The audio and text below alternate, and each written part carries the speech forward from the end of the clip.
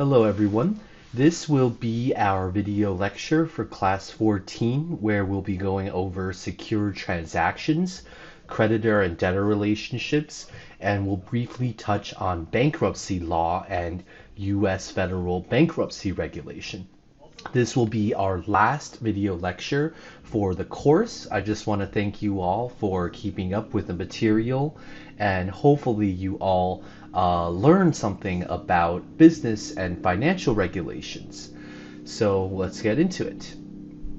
So in this class, we'll be looking at what a security interest is. We'll go into the requisite legal doctrines and rules surrounding security interests. We'll look at security agreements. We'll look at different classifications of collateral. We'll learn about what attachment is for a secure transaction. We'll look at how that security interest is perfected. Then we'll look at the rules for various different unperfected and perfected interests and who gets priority in the event of a default. Then we'll look at something called a purchase money security interest, or PMSI. We'll then look at the rights and duties of the secured party in a secured transactional relationship. Then we'll look at how collection and enforcement works in the event of default on a secured transaction. Then finally, we'll look into the bankruptcy administration laws of the United States. So, security interests. So, the backbone of a security interest is simply what we call a security agreement. So, when there is a seller or lender and they want to lend out money or sell something to somebody, what ends up happening is there is a security agreement that's essentially a contract between the seller slash lender with the debtor. And usually in these types of scenarios, there is a specific asset that's pledged as collateral.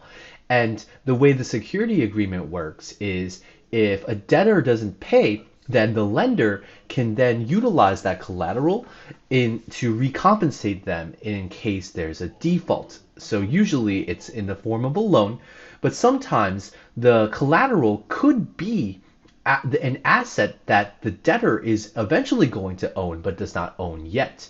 And that would be what we call a PMSI. So all debtor and creditor transactions create security interests, and they're all governed by the Uniform Commercial Code Article 9, which is titled the Secured Transactions Article. So typically, a security agreement is reached in which a lender pretty much is given an interest in the collateral, and once the loan relationship ends on the part of the debtor, the collateral usually is returned to the debtor. So in commerce, what oftentimes happens is parties will submit purchase orders and invoices. So let's say I want to buy 30 apples. I'll submit a purchase order to buy 30 apples. Then I may pay a certain amount, and then the rest will be invoiced to me. So there's usually specific payment terms, and there's something called net 30, which is the net cost of the goods being purchased. 30% of that is paid to the seller before the seller actually relinquishes the goods. So what happens is before that remaining 70% is paid, usually what happens is the seller retains a security interest in the property that typically could have been already discharged, or the possession of that property has already been given to the purchaser. So that's what a security interest means. It's an interest in a piece of collateral that's used to secure payment of a debt obligation. Hopefully that makes sense. So UCC Article 9 covers any transaction, regardless of form or name or whether title has passed, to create a security interest in personal property or fixtures. So a security interest is an interest that secures payment or performance of an obligation. So what are the things that could be classified as collateral that could be used in a secured transaction? Well, they can only be personal property, and that consists of all the things that exist in the world that are ownable and movable. So those are split into two categories in terms of goods and fixtures. So goods are tangible personal property that is movable when the security interest attaches. So these would be consumer goods, inventory, farm products, or equipment. Then the second category is fixtures. So these are goods that are a part of real property, which means buildings or land, and they're defined under state law. So think of central heating system, plumbing system, built-in furniture, built-in cabinets, closets. They're already affixed to the real property. So we call them fixtures. So the first step in actually creating a security interest is something that we call attachment. So a security interest in collateral isn't effective against the debtor or third parties until attachment occurs. So attachment must occur for the creditor to enforce whatever debt obligation that is incurred against the debtor. That's the whole point of a security interest. It's used to secure obligation or payment on a debt in the hands of the creditor. And in order for a security interest to attach, the debtor has to actually agree that the security interest attached and or is created in this case. So when and how does a security interest attach? Well, three things have to occur. The first is the person taking on the debt or the debtor has authenticated the security agreement that actually describes the collateral, or the secured party, which is the creditor, is in possession or control of the collateral. So the first element is authentication. The second element is the secured party or creditor has to have given value to the debtor, the person that's incurring the loan. So contract consideration suffices in general, so the value doesn't have to be additional added value. The existence of a contract that has valid consideration would also be enough. So an example is an agreement to take a security interest instead of enforcing a previously existing debt. That would be good consideration for the security agreement. And lastly, as a result of the security agreement, the debtor has to have rights to the collateral. So they have to have owned it already, or they're able to transfer those rights in the collateral in case there's a liquidation event. So attachment of the security interest in the collateral, as long as authentication, value, and debtor rights are embedded within the relationship, gives the secured party rights to proceeds of the collateral. So think about it like this, is usually there's a creditor who has money, there's a debtor who wants money. So the debtor and the creditor enter into a security interest, a security agreement in which they name, let's say, the debtor's car as collateral for a loan. So the security agreement may say $3,000 owed to the creditor on the behalf of the debtor, and the car is roughly the collateral worth $3,000. If the debtor doesn't pay the $3,000 back to the creditor in accordance with their security agreement, then the collateral, which is the car in this case, would be sold off. And then the secured party, which is the creditor, would get all that $3,000 in order to satisfy the loan that was given in the first place. Because typically in a loan, the money is just paid back over time. Once it's all paid back, it ends. Secured transactions in this whole area simply is about figuring out what happens if a debtor defaults. What does the creditor have? What can they do? And this is when attachment is very important. It actually defines the relationship between the creditor and the debtor. So after the security interest attaches, according to those three elements, we move to perfection.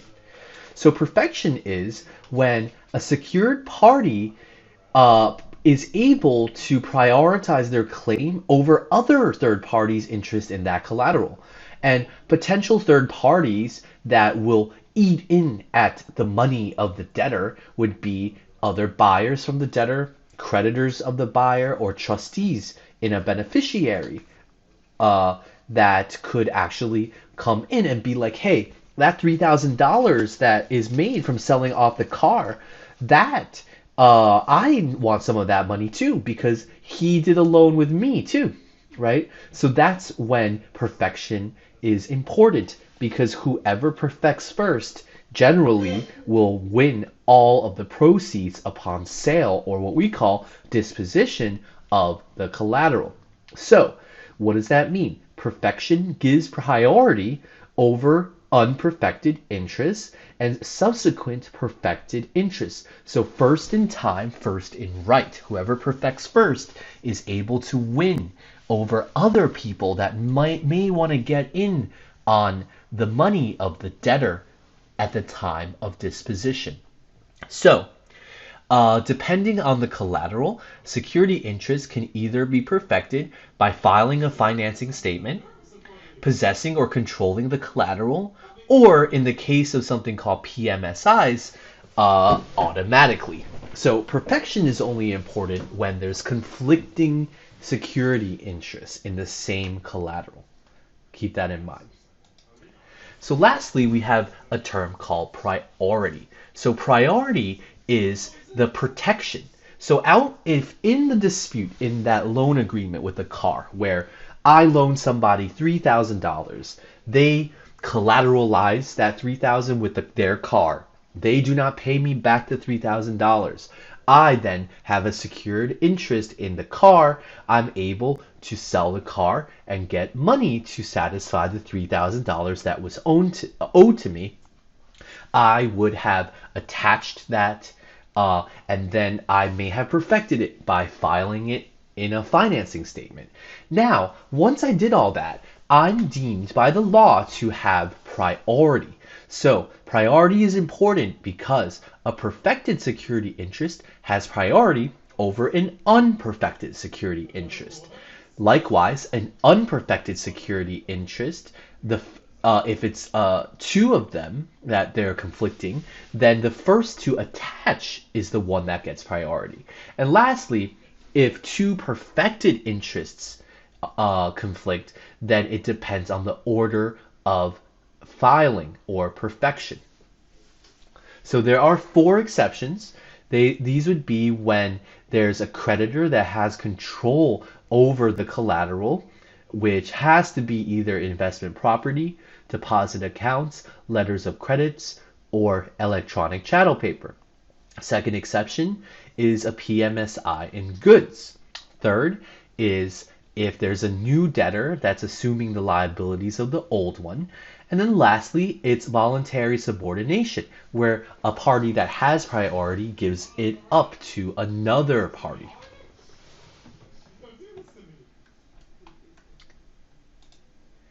So let's take a look at what a purchase money security interest is.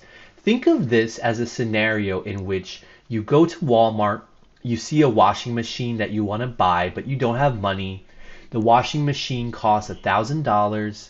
So in that case, you would take possession of the washing machine, but that's not your washing machine. You still owe Walmart $1,000.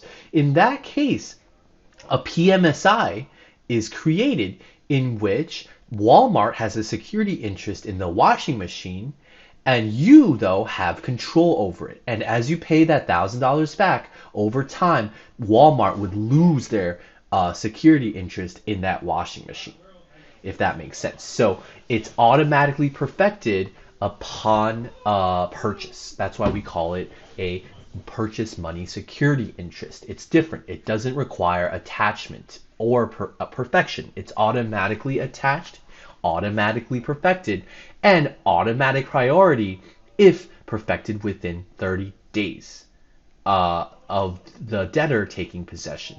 And I'll read the example in part 2.